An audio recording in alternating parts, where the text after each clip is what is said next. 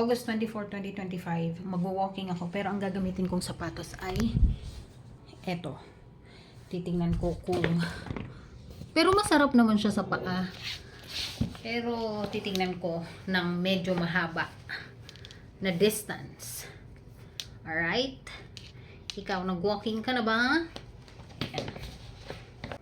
Pero ilang beses ko na siyang nagamit. Pero mga maiksing distance lang. Pero masarap, malambot sa paa at magaan yung sapatos. So, ayan.